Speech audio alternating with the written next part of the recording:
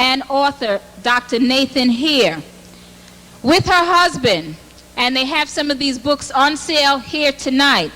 She co-authored The Endangered Black Family, Bringing the Black Boy to Manhood, The Passage, The Miseducation of the Black Child, Crisis in Black Sexual Politics, and Fire on Mount Zion. One of her recent bestsellers include How to Find and Keep a BMW. That's Black Man Working. Let's stand on our feet and welcome Sister Dr. Julia Hare.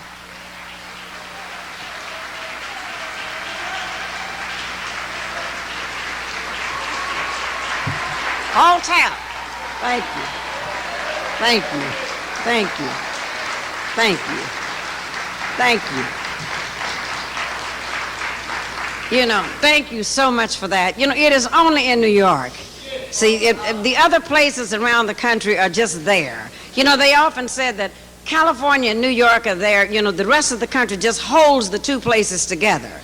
But let me tell you, the energy really comes out of here, and the blackness comes out of here, because when brothers and sisters move out to California, as you well know, something happens to them. When they go to Berkeley, which we call Berkeley, you also understand they become multicultural and people of color, and they can become everything but blackness. Then when they come to San Francisco, that's the city of whatever your sexual preference might be. And then when they're down in Los Angeles, they get false notions, you know, that they're all in Hollywood or whatever it might be, and they tend to forget that the togetherness and the blackness. Because had any group of people hassled a group of black people in California the way they did you when you and the slave, and then you got up, you didn't even fall on your backs, but you got up, went to another location, and here you are today. Most groups would not have survived. They would not have been able to handle that.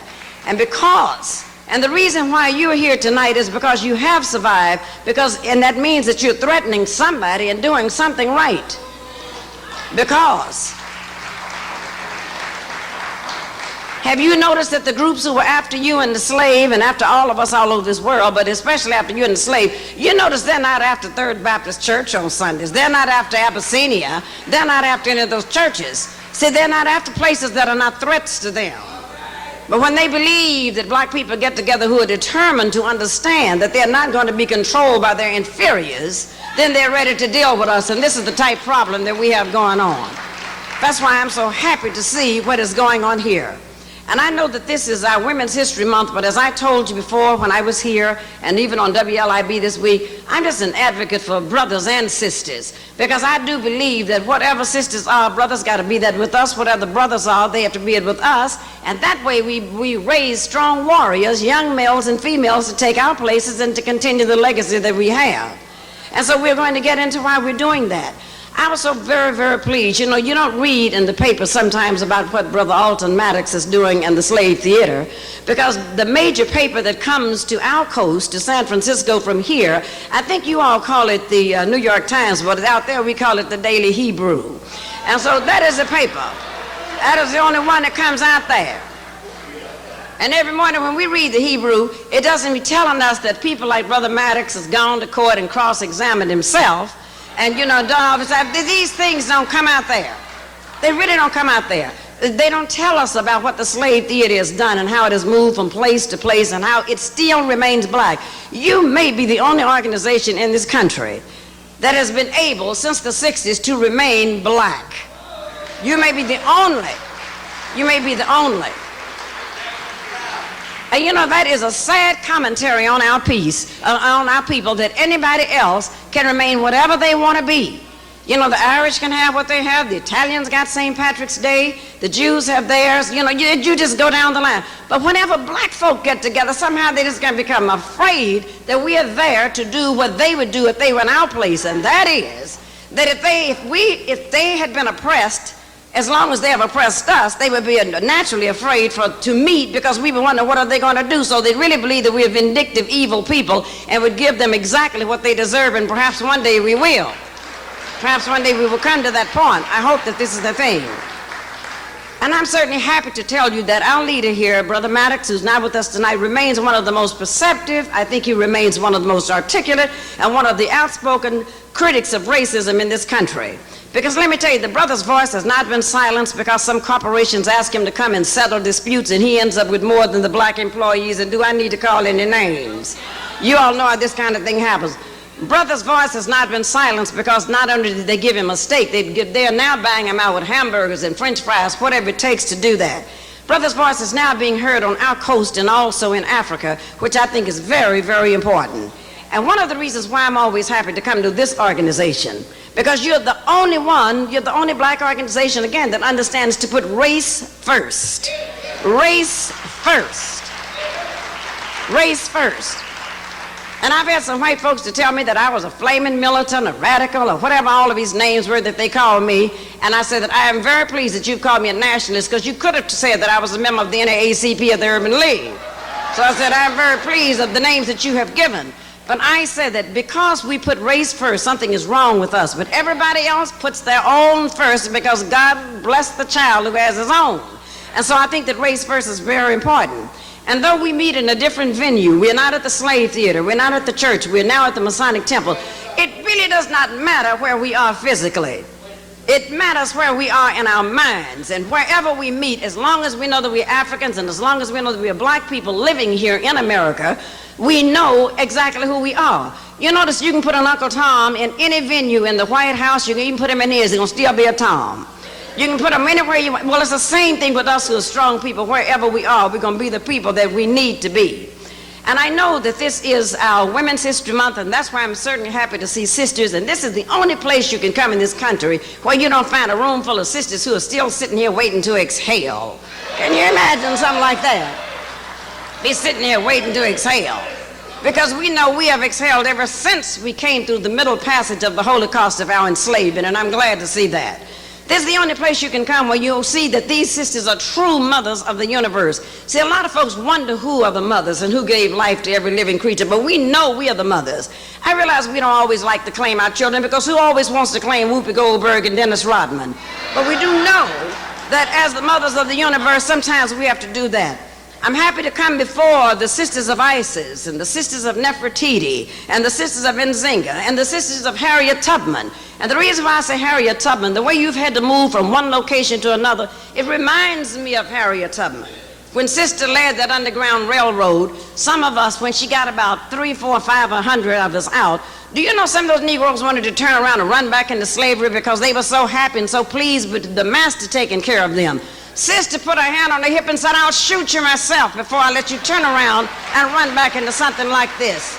She made that very, very clear to them exactly what she would do to them. You also came from Sister Ida B. Wells, who drew the attention to this world, not just to this country, of the unnecessary lynchings of black men in the 19th century. That white men were doing things they should have been lynched 5 times over for, but instead they wanted to lynch the brothers. She's the one who brought the attention. Then there's our Assata Shakur, and not to mention our own dear Queen Mother Moore, that I hope that we always remember, our sisters of her.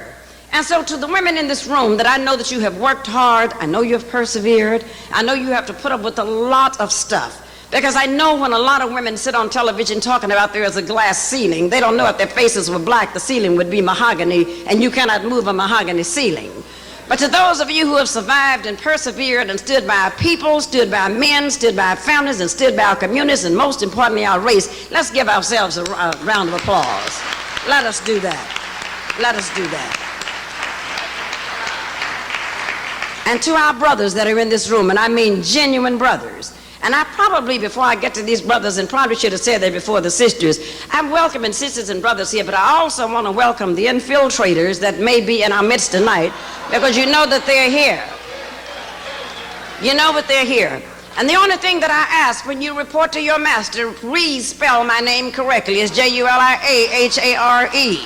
This is it. And to those who are not sure that they're going to have race first or that they're black first, tonight let us make you honorary Negroes, whichever it is that you choose to be. But as black men, the reason why I'm so happy to see you, I'm happy to see the first men who also walked this earth, and the first to truly establish a civilization. They now want to say that the Greeks did it, and well, we all know all the names they've given, but you were absolutely the first, of course, with our help. You were the first to build institutions because, as Marcus Garvey told us, that it is our business to continue to build institutions. And by doing that, you still have people, white scientists, wondering how you built one of the only 7 wonders of the world. The pyramids are still standing. This got them stymied and wondered how did it get up there. And you can believe that every day as we speak, they're still trying to find out how that happened. I'm happy to come before brothers who help to build governments in this country, and this is what we're looking at. And because you have done so well, you will also always be genetically represented in the black child when you have stood for something. And I also know that it is not easy being the brother of David Walker, who absolutely gave us our first mission statement in the 19th century. I know it is not easy being a black man because everybody wants a piece of the black man in this world. Everybody wants a piece of the black male. White man wants a piece of him, and you know his woman wants a piece of the black man. So you know it just goes all over. So I know it is not easy being one because we know that as a black male you pose a threat in the bedroom and the boardroom to the white man. Wish you would stop posing it in his bedroom, but anyway you do pose a threat both ways, and he understands that very, very carefully. And so to all the brothers in this room who have also stood for something, who have also fought, to all the brothers in here who are not insane, because it must be difficult to be a black man walking down the street with everybody scared of you that you haven't become totally schizophrenic. So to all of those who have remained true to the cause and the legacy of blackness, let's give these brothers a round of applause. Let us do this. Let us do this. Thank you for this. And our common goal tonight is to see sisters during this month that we're calling Women's History Month. Although we know Black History Month is very important to us, we took this month, and I hope that eventually we're going to call for a Black Males Month and a Black Women's Month. And if we're careful enough, we'll spread that out from September to June till we get all the months in the year and let white folks have to wonder what months are left. So this is what we're going to do. I know that our common goal tonight, I hope, is that we will understand that we must move ourselves as black women and our race into the 21st century. And the reason why I say move into the 21st century, do you know there are 3 more years before we have to do this? And people just keep going right along. Now, we in this room are going right along, putting up a struggle, but you know most of our people are content to live with the veil of ignorance over their faces, even those that know better. And so we won't go into the bourgeois right now. We're going to call their names a little bit later. But as it stands now, we know that the struggle it is for you to help us to move into the 21st century. And I know many of you have been doing that every day. You've been reaching out in the community, you've been politicizing, you've been teaching, you've been going to public schools, you're working wherever you can. But sometimes you don't always get the credit that you deserve. So why don't you take a moment to turn to the person who is seated to your right. And it doesn't matter whether you know them, because if you're black, you know them anyway because you've had the same experiences. So turn to the person seated to your right, men and women. It may even be your significant other by the time the night's over. So turn to the person who is seated to your right and tell them exactly what you have been doing to bring us into the 21st century. Who you've taught, the people that you've reached out to, folks you've done things for, people that you've given money to, and I didn't say it to Bloomingdale's and to department stores, but people that you've actually helped. Now, if I don't see you taking 30 seconds to tell it to somebody, I'm going to know you've done nothing. So would you take about 30 seconds, and if you haven't done something, then tell them what you think you might do next week to help somebody. You have 20 seconds, because 10 I took out, 19, 18, 17, 16, what is that? 15, okay, 14. Our time is just about up. Don't bother about that. I'm just going to throw these over. Okay, just about up. And you've done all of that. Okay, our time is over. Our time is up. You know, I'll bet there were some fantasies and some concoctions that went on out there. But if you haven't done what you said you were going to do, then you have next week to begin to do that. But as Sarah Russell told me that we were going to be talking about tonight, black women facing the 21st century, I said this is very, very important, because see, when you start talking centuries, people think that you got a whole century to get to it. We're talking about 3 more birthdays, 3 more raises, or 3 more vacations, whatever it might be, before we enter the 21st century.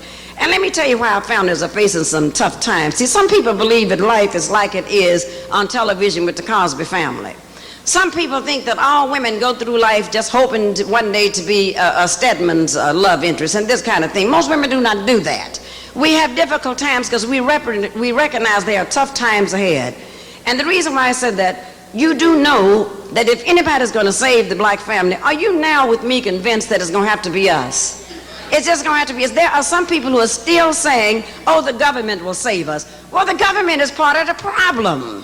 How are they going to actually save us from anything?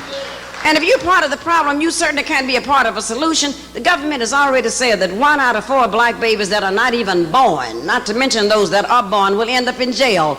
Now, how is a government that makes those type predictions going to help us?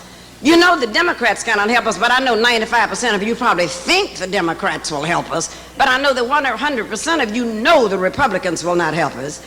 And some of you who have gotten a little bit angry with the brothers and forgotten who your sisters are and forgotten to look in the mirror, you may even think that white feminists like Gloria Allred, Denise Brown, and Madeleine Albright will help us. But you know those women are not going to help us even if they could. Did they help us when their husbands raped us on the plantations? Did they help us when their husbands brought domestic violence against us on the plantations? See, this is what a lot of people do not look at. Those women are out for themselves, and we'll get into them also a little bit later. So only the black man and only the black woman are the ones who will save black people, and we should stop depending upon anyone else. Let me show you some of the things we're facing. White folks were surprised to see the racial polarization that took place after that first O.J. Simpson jury came in. They were just like, they had no idea that we could even feel. They did not know, first of all, we believed that the prosecution, Marsha Clark, with a polyester wearing self, did not prove the case. We understood that from the very, very beginning. But then we also understood that this was much bigger to us than O.J. Simpson. We know O.J. Simpson is hopeless and helpless. And so we had no intentions of even dealing with someone like that. We were seeing our fathers, our brothers, and everybody else that we knew. And so they were surprised to see that it was at an all-time high. They are surprised to see that black folks are not surprised that affirmative action is being taken away. Because don't they take away everything else? First of all, affirmative action started to have reparations for those who had been left out, and reparations meant black folks, because the Japanese got their reparations and they were in the concentration camps for 4 years, and we were in there 400 and didn't get ours.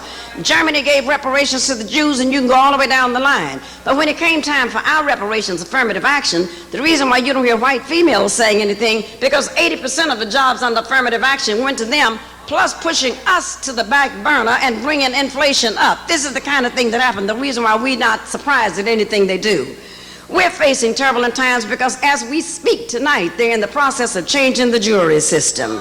They are determined that there will never be a predominantly black jury that will free anybody accused of murdering white folks, even if they are trash. That does not matter to them. This is what they're not going to have happen. So now they're making plans that they only need 2 or 3 to either hang a jury or 2 or 3 to let the person walk. That's all because of us. It's not because of other people. Because see, nothing makes me angrier when we talk about our civil rights and what we've missed. That here comes the Asians in to join us. Here comes the Latinos in talking about their civil rights. Here comes white women in talking about theirs, the Mexicans, all of these people.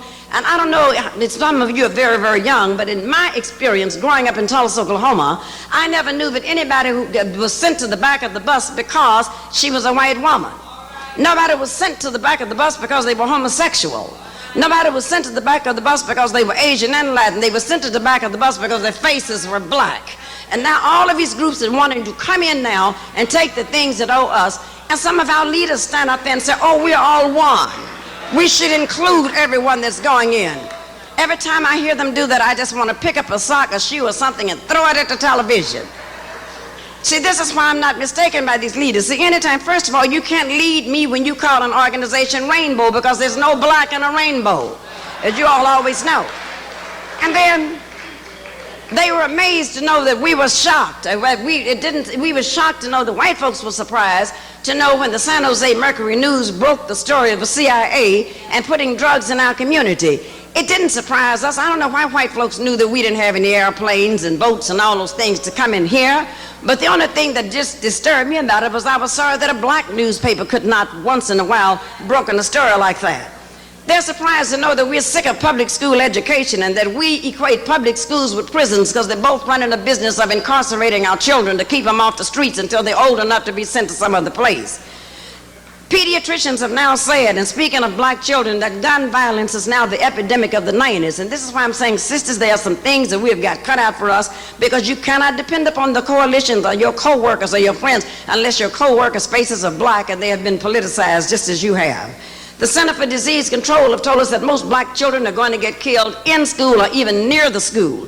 And yet when we decide that we want to have our own private schools, the white liberals will come crawling out from under the woodwork telling us that we're separating ourselves and this kind of segregation. You remember in Detroit when they wanted to have a school for all black boys?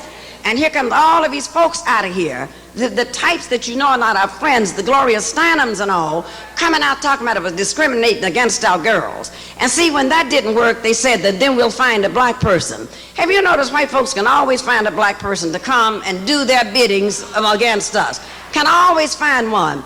And they made a mistake to find a sister to come out against Julia Hare on CNN. And I told the sister during the break, I said, now you have your opportunity to either side with me or go home embarrassed to death. You have your choice to do whichever one you want to do. I said, because if you side with the white folks today, I'm going to treat you just like them. I said, because this is what has happened on the slave plantations. Whenever we had any meetings and there was an insurrection there, it was usually a black person who told them, because white folks were not at the planning meeting. And I said, they're going to do the same thing to you as they did to the others. Once they pushed us into the river, whatever it was for trying to get away, they kicked the person in there who went back to tell them. So I said, you got your choice, and we're going to give you a countdown to 3. Sister got on there just singing right along with me, and knowing she didn't agree with me, but I told her, but you had your choice to either face me here or go home and face your community, either one that you chose to choose. You have to do that to them. And the reason why I say this, we're going to really have to start holding black people accountable, and somehow we're afraid to do that. We put them in office, we're afraid to hold them accountable, because what they do, then they run for office, they come to groups like this, they go to all the black churches and they speak, and they have us out there selling fish dinners and chicken dinners and doing the chitlin strut and everything we can to raise money to get them in. And once they get in the office, they say, oh, I'm not an officer, I'm not the mayor of black people, I'm the mayor of all people. And see, I have a problem with that, because first of all, a serious revolutionary will not and does not even wish to become an elected official. I'm telling you about a serious revolutionary, because you cannot do that, because you have to serve 2 masters, and I think we were all taught you cannot serve 2 masters at one time. Because once you get into office, if you are not serving the folks who have bankrolled you, you are either going to be recalled, assassinated, or put out. Now, I'm not telling you not to vote for black folks, and I think that you should do that. Anytime a black person is running for office, vote for them, but don't expect for them to be your leader if you want to get liberation and go to freedom. You will always work with them, but your leaders cannot be elected officials, just like the white folks' leaders are not elected officials. You really don't think that Bill Clinton is running anything, do you? That's just the elected official. You really don't think those cabinet members are running their communities. They are elected officials. The business people and the scholars and the people like us who do all the thinking out here, that's who's running them and calling the shots. In other words, when we have elected officials, they are the puppets who should be out there dancing, but we are the puppeteers who should be pulling those strings, telling them what to say. And if they don't say those things, if you don't dance to those strings, then we're going to have to pull the strings and pull you off the stage. People were also very surprised that we were not shocked that Texaco came out and made that statement about the jelly beans. The only thing that we were shocked at is if somebody reported them, because we know this type of stuff goes on all the time in every corporate headquarters that goes on. We know that now that they're telling us that we need to register to vote and go out and do all of this, we're in serious trouble. And the reason why I said that, I know the sisters are going to help us to lead this, but brothers, you will be with us too. The only reason why I'm saying pushing us out there, not only is it because it's Women's History Month, I found out that white folks are not so quick to come and throw us into jail as they are the brothers. This is why we had to put Rosa Parks on the bus. This is why some things we may be able to get out there and do. Now, you are warriors, and once we knock on the door, then you'll come and kick it in and push it open. So there is a role for each of us that we have to do. But since they have said that 14% of black men cannot vote in this country because they are convicted felons, you know, any black man in this country, is amazing that they're not a convicted something, you know, if they wanted to survive. But that means about 1 million brothers in this country cannot vote. And yet, when they tell them that they can't vote because they were accused of something, Richard Nixon was able to vote up until his death. You know, the Whitewater people are still voting every day, in fact, still running the White House. The savings and loan people. So I'm talking about all these double standards that they put out up there for us. This is the thing that bothers me. Now, what I know you are probably, when you go back to your jobs and you have a master plan, not that you're going to tell this, but sometimes when your white friends and associates find out about this, you're going to get into serious trouble. So I've long since stopped caring about what they thought, because I would rather die on my feet than to live 100 years crawling at their feet. And I have made that very, very clear. Because see, the things that I mentioned to you, white folks are going to tell you, oh, these things are happening to all people. Whenever they tell me that, I said, listen, whenever you people have a cold, we are suffering from pneumonia. Whenever you all have a disease, we have the same one, but ours is terminal. Whenever you organize a militia, they call them patriots. Whenever you organize as the Aryans, they call you misguided youth. But whenever black folk organize, they send us to jail and call us that we're nationalists and we're insurrectionists and trying to overthrow the country. So don't ever begin to believe, no matter how good your jobs are, no matter what you're doing, that we are all one, because this is the thing that they like to convince us, that there really is no difference. I don't know why we sit down on our shows and we'll tell people that, what is her name, the Ricky Blaxploitation Lake Show, that likes to get these people on there always saying that I don't think it matters who you marry and this kind of thing. But the reason why they can run this on us, did you know that everybody in their world can tell who their enemies are? Everybody in this world except black folks. You know, everybody else knows who their enemies are. But you know, we have this kind of thing that thou shalt not hold, whatever these scriptures are. But you know, we really believe in that because we've had Baptist ministers since the days of the plantation, Methodist ministers. We've had ministers who have kept us in a prone position, kept us on our knees, but never did say that the Lord or Allah helps those who help themselves. So most of these people understand who their enemies are, but we do not understand that we're the most forgiving people. Don't you know, if you ask the Catholics who their enemies are, they'll tell you. They don't have to do any research. It doesn't matter where they are. They can immediately tell you that at 2 a.m. in the morning. Ask the Jews who their enemies are. They'll call them for you. Ask the Palestinians. Ask the Chinese. Ask the President of the United States. He'll tell you. But we believe we have no enemies. We believe we have no enemies. Because if we believe we had something, it means we'd have to fight. And some of us are not willing to do that. If we believe that we had some enemies, then it means that we would have to stand for something. This is the kind of thing. But one of the major reasons that black folks refuse to recognize that they're enemies of our progress and enemies of our people is because we are too busy looking for approval. We're too busy looking for acceptance from these people. We're too busy wanting, and you know, no matter what you do, you're never really going to, in a white supremacist society, for people who brought you over here, who deemed that you inferior, you will never you'll never receive their approval or acceptance, and that's why I don't know why you seek it. The only thing that we should have them doing is fearing us, not accepting or doing these type things. This is what it is. But some of us will say, if we act out, it will hurt our image. Oh, what will white folk think? See, the Japanese aren't looking for acceptance, they're looking for superiority. The Koreans are not looking for acceptance, they're looking for superiority. The Russians, none of these groups are looking for acceptance from these people except us. Because you can believe this, all of these groups that I've named, the minute they get their superiority, don't expect them to be sympathetic either. They'll treat you just like the Europeans did. So when you decide to call yourself third world and all mixed up in coalitions with these people, you better watch and guard carefully who you coalesce with. So sisters, let me tell you, I think that if we're going to be looking at the 21st century, it is really time for us to go to war. I know this sounds terrible, but it is really time.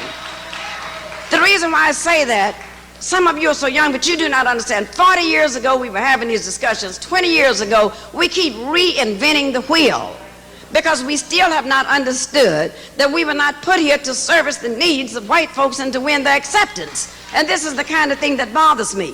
And when I say if you're ready to go to war, if you're ready to come with me, you may have to lose some friends because, you know, there are friends who don't want to be associated with people who make waves.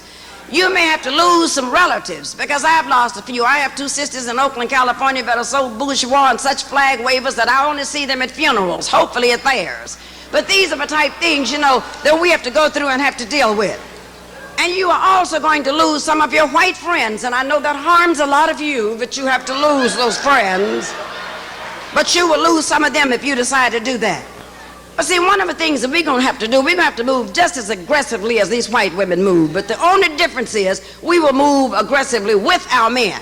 Now see, they're moving with theirs, but they don't want you to believe that. They want you to believe they are oppressed by those men and that they do not have enough money. But when those men have a chance to hire somebody that they call a, quote, minority, who do they hire, them or us? They hire them because they'd rather hire their mothers and their sisters and their lovers than to hire their enemies, which we are deemed to be by them. But see, let me tell you what we're going to have to do. First, sisters, we got to begin to have some very serious new racial strategies, which we have not had. We need a strategy that's just as Marcus Garvey said, the strategy needs to be race first. And when I say race first, I know a lot of you look up to those people who have not put race first. I think Shirley Chisholm is a wonderful person too. But when Sister stand up and said her oppression was more from being a female than being black, I said, now this is just the end. See, she can't be a part of the organization we're talking about. When Whoopi Goldberg said she had had worse treatment being a woman than she had ever had being black, and I know what part of a country she came from, and I know I'd be treated black, I said, this is just it. When Michael Jackson, well, maybe he didn't say he had more treatment being a woman, whatever he said. So you can understand, the list goes down and down and down of what we may find out. And see, the only sisters that we should have, if we understand this, when we form our new organization, the sisters have to be black. There can't be women of color. They can't be multicultural.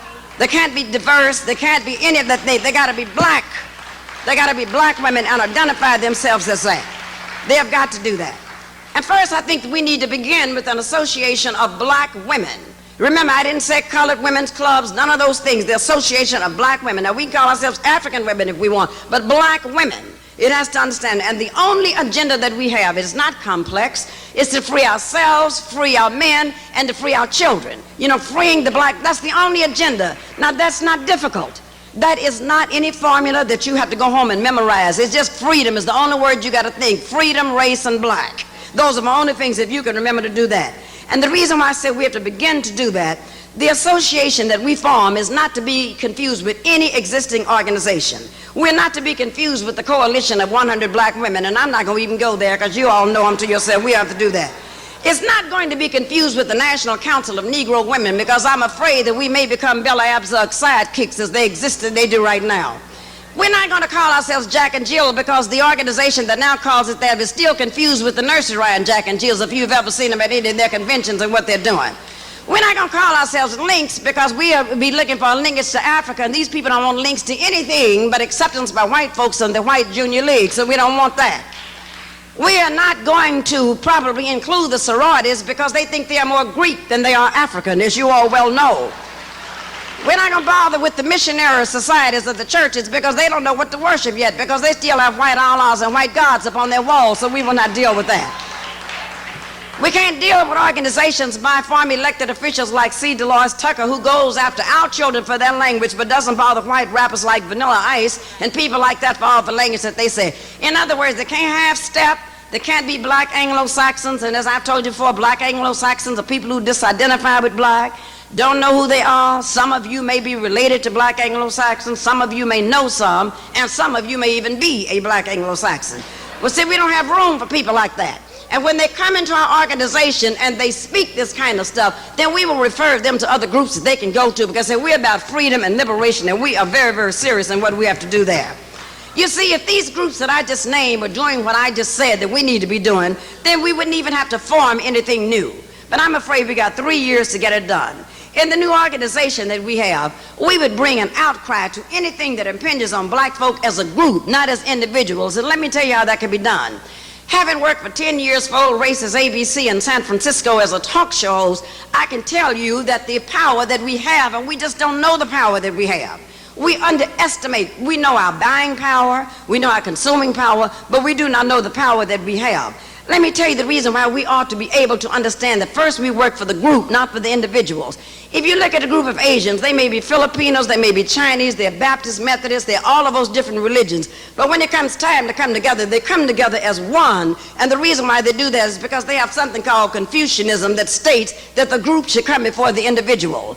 It is not that we don't help individuals out, but individuals are too easily bought out. Sometimes they sell out, sometimes they die, sometimes they just get tired. And then when that happens, look what happens to our group. Though Brother Maddox is not here tonight, you can tell that this organization will still survive. So this is how our organizations have to go, and we have to deal with that. And let me tell you something else that we would do. We would show up on issues, again, that would affect the masses of black people, not just individuals. Did you know, and you probably know who Denise Brown is, the one down there who just got a $1 million contract. You know, I never knew that trash could get all this money without at least picking up some trash. But anyway, she has a group of white females and a few black tokens in the group in Los Angeles getting ready to recall the judge that gave O.J. Simpson his children back. Now, let me tell you where black women come in. Now, I've had black women say, oh, we don't, not interested in O.J. Simpson. I don't think we ought to be. It's not about him. We don't even know the name of the judge. But what it means is that if you can take his children away, then anytime we do something, that same group will be in to take our children away, and we will not have the money to be able to recall them. That's why I'm saying, see, it takes us. Every time a black male tries to go up against some of these things that are going on with a black female, with a white female and a male, sometimes they're arrested. But I think we can meet them head on and do some of these type things.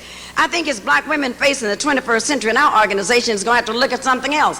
We should not have rushed out there so quickly to embrace Bill Clinton, who turned his back on us when he signed that welfare bill.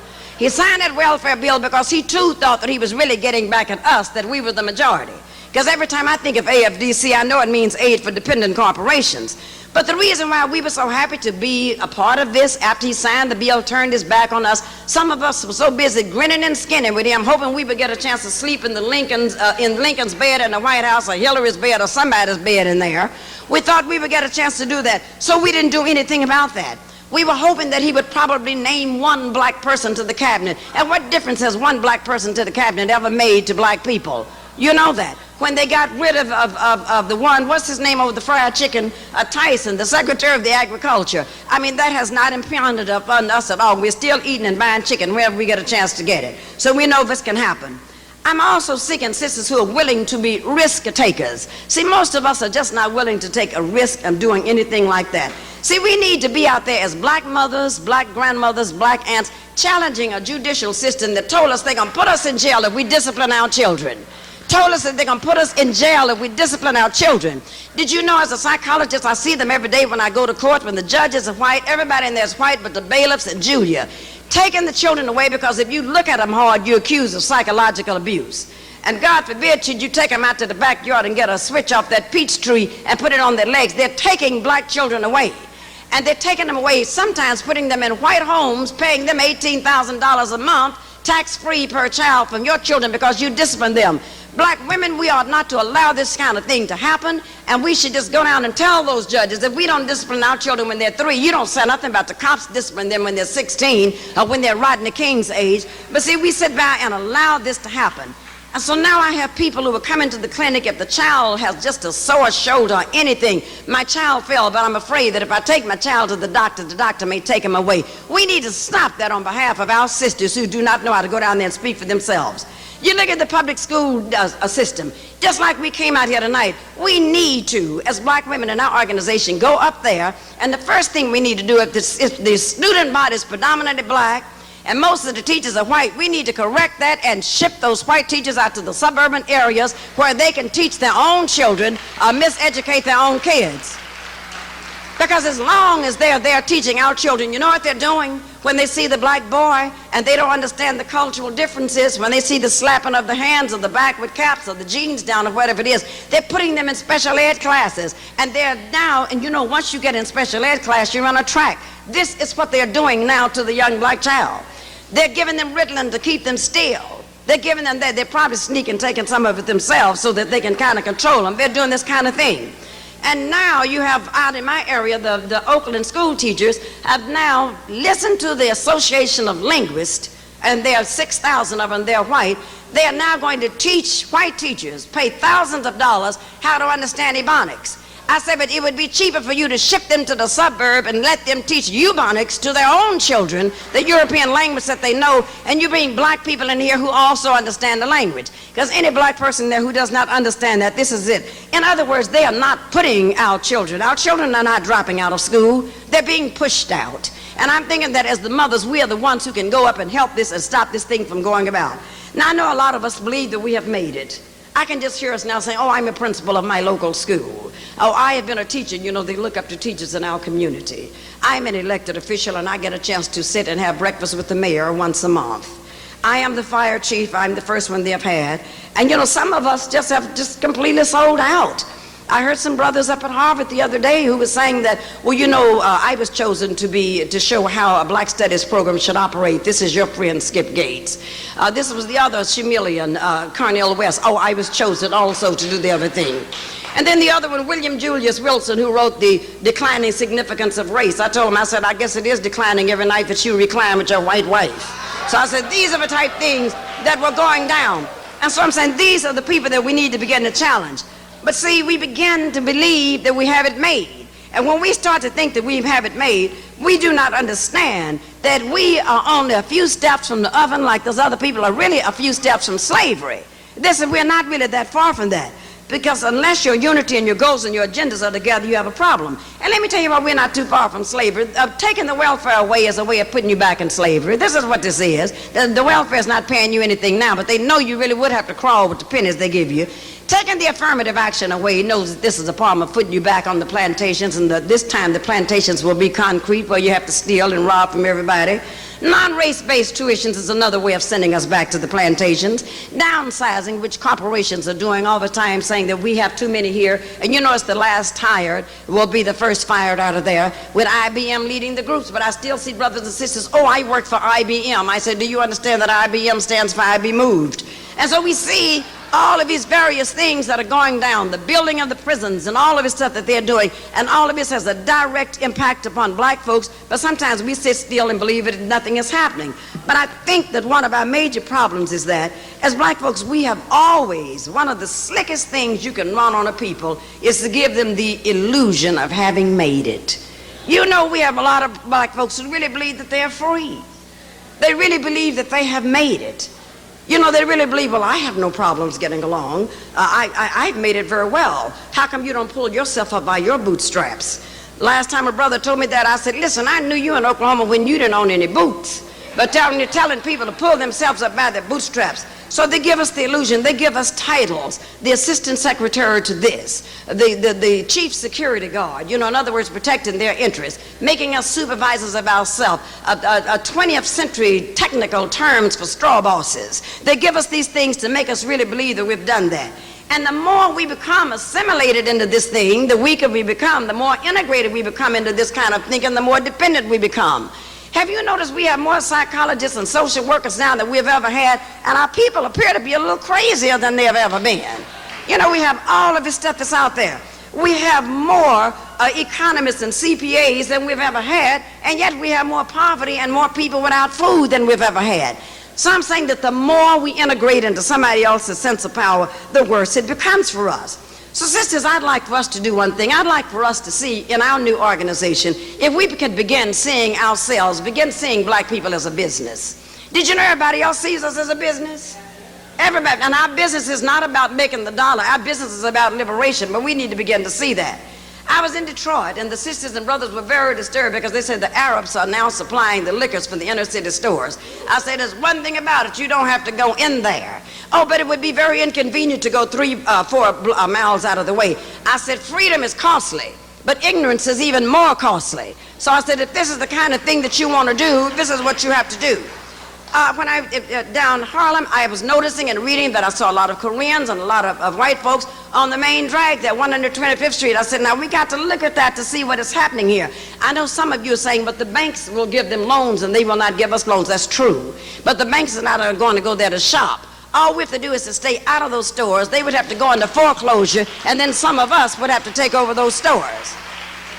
When I was in Miami, they were furious because the Cubans now were speaking to them, with attitudes, having screens up where the children could not buy their things, had taken over all the businesses in the community, so they were very, very disturbed. And the same thing in Houston with the Indo-Chinese. Then when I was in Tulsa, Oklahoma, just a couple of days ago, some new people had moved into the area. I believe they were Arabs, and they called their store Hood.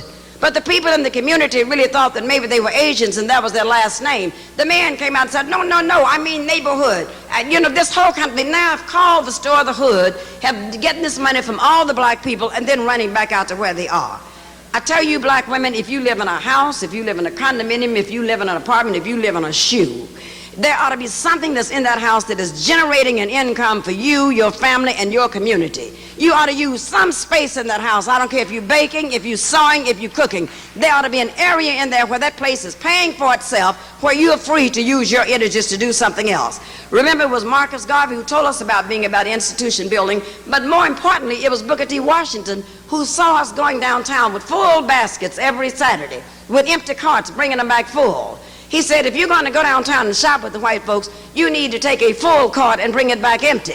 And this is the kind of thing we haven't done. We should be peddling our wares all over here, not just in our community. Take them on down to areas where nobody's peddling any wares. You'd be surprised at the kind of money that you would make from that. As we begin to face the 21st century, I hope we will see ourselves as a business in all of these private prison programs that you know that American Express and all of them are now taking them over. And by taking over these prisons, you know they're now selling shares and their stockholders are now getting their money back. And who do you think they're going to put in them? They're in there for us. It is nothing but enslavement. And finally, I call upon you sisters to help our men get rid of the blues for Snow White. The reason why you're going to have to get rid of that, black men, you just saw the black drill sergeants now that are having difficulty in the war because some white women, as usual, this is just a playback from 300-400 years ago, had accused them of rape and the whole kind of thing, and now they later come out talking about consensual sex. You need to leave her alone. And let me tell you, if you don't want to go in the harlot's house, don't go near the harlot's door. Because I'm going to tell you there will be lynchings. See, some of you did not learn from O.J. Simpson, just did not learn the lesson. And our famous sisters, who are the famous stars, we're going to have to tell the rest of them that too. We're going to have to just tell them sisters, them Diana Rosses and all, that the money belongs here in our community instead of spreading it with these people. Same thing, we're going to have to do that. We're going to have to understand that we need a rites of passage for our black boys and girls, so we have to stop worrying about their miseducation, because we will know how to do that, because that teaches us how to respect male-female relationships and the things to do. We're going to have to understand about why we have a crisis in black male-female relationships, because this is one of the reasons why we did the book, How to Find and Keep a BMW Black Man Working. I was tired to death of seeing good-looking, successful sisters like this and these in this room, brother. They had good jobs, they were raising babies, and they would come into us. They would come into our clinic and they would say that they were a little bit depressed, that there were some things they wanted to do. And after talking to them for a while, I found that the depression was not from the job. They had very good jobs. They said that they wanted certain type things. And finally I got the clue, and then one lady said, but I'd like to have a BMW. I said, you work for a corporation, you can buy any kind of car you want. She said, no, Julia, I need a black man working. And see, with these type things that went down, I've started to find out what the problem was. But sisters, one of the things we're going to have to do is stop overlooking good black men that are working. One of the things that we have done for years, we have looked for what we call the most successful black male. That may be someone on Wall Street with the briefcase. Brother may not have anything in there but a peanut butter sandwich. But see, we be looking at them. I have been saying, stop overlooking the blue-collar man. Because the blue-collar brother believes in paying his mortgage, believes in paying his taxes, believes in sending his children to school, and some of them are so good because they seek your approval. The blue-collar brother will do just like Charles Brown, will have you get up on Christmas morning singing to your friends, I haven't had a drink this morning, but I'm all lit up like a Christmas tree. So you got these type things that are going, so stop looking over them. I tell the college girls, start looking at the nerds. Why would I want someone nobody else wants? I said, because you can train what you want. And I said, these are very important situations that you have to begin to look at very, very carefully. So we started to break down. This is how we do that. Some people are saying that we need to look into the whole program of man sharing. Well, you know, folks have been man sharing and woman sharing for years. But we do not have to sanction this kind of thing, because I want you to know that the shortage of black males is not an accident. As my husband Nathan Hare wrote in Crisis in Black Sexual Politics, that is not an accident. It was created there. Because they said if we can destroy the male, then we will destroy the black family, because then we cannot reproduce and there will be no reproductive devices. These are the type things that are going on. Sisters, I would hope that you would help us in looking at the homicide now that is on the increase between the brothers and sisters. There is no reason. The reason why the homicide is on the increase, our rage is misplaced. Brothers, when you come home and you've had a bad day, sisters, not the punching bag. Sister, when something has happened to you and the man is not really moving up as fast as he can on the job, because you remember we live in a patriarchal society, and the patriarch of the ruling class will move the patriarch of the oppressed class up as slowly as possible if he moves him at all. But remember that if you must fight, as one of our writers at the Black Think Tank has often said, remember, if there's a fight in the kitchen, It is the man who's going to come up as the victim. If the fight is in the bedroom, it is the woman who comes up as the victim. So if y'all must fight, choose where you fight. But you'll know what comes out of this thing and where they're going to come out. And I want you not to forget, if you possibly can, our brothers and sisters of the families that are here of imprisoned people. See, sometimes when somebody dies in the family, we all go over to them and we wish them our condolences and we do everything we can. But when a family is suffering with people in prison, they need your exact support. We need to be helping them, finding out if they got rides to get up to where they're going and the whole kind of thing. Now, I know it seems like that is difficult for you to get all of this stuff done at one time. I know it appears difficult that we have an ominous task before us, but 3 years has never been too long for a black woman to do anything that she wanted to do. Am I right? There's anything that we wanted to get done. We know. And we are used to having struggles, we're used to having obstacles, because our grandmothers told us a long time ago there are 3 kinds of black women. There are those who make it happen, there are those who watch it happen, and there are those who don't know what happened. Well, I choose to believe that at the United African Movement, we're talking about those who can make it happen. Am I right? And I know sometimes it doesn't always get together for us, but that's okay. You just have to set a goal of what you're going to do. Every one of you need to know what you're going to do when you leave here tonight. At least we may not make it, but we can plan it. You need to know what you're going to do tomorrow. You need to know what you're going to be doing Easter Sunday, Kwanzaa, whenever the time comes. And it's okay if you miss it, because one person told us that the tragedy in life does not lie in not achieving your goals. The tragedy lies in having no goals to achieve. So as long as you keep the goals in mind, you can do that. And sisters, as we work with our brothers, not against them, as we work with our brothers, and brothers, as you work with us, brothers, as you decide and understand that there is no shortage of sisters, that any time that you want to be with a real woman, then you must look at those who looked like your mother. Because when you look at others, it means that you have denied her. So I'm saying that any time that we move forward and we know that we can move together, there are going to be people who talk about us. There were people who put you out of a slave theater, but what did we do? Aren't we here? There's some who moved you from the Baptist church, but now aren't we here? There may even be some that try to move us out of here, but won't we find another place to go? And this just lets us know that we can tell the organization and those people and that religious group that's trying to run you all over New York and will try to run you out. You can tell them that Julia Hare said, as a sister, chartered member, as a sister from across the country, who is also a sister of the United African Movement, I'm going to be running right along with you to let you understand that if we stumble or if we fall, I'm going to say, sisters, if we fall, try to fall on our backs. Because if we can look up, we can get up.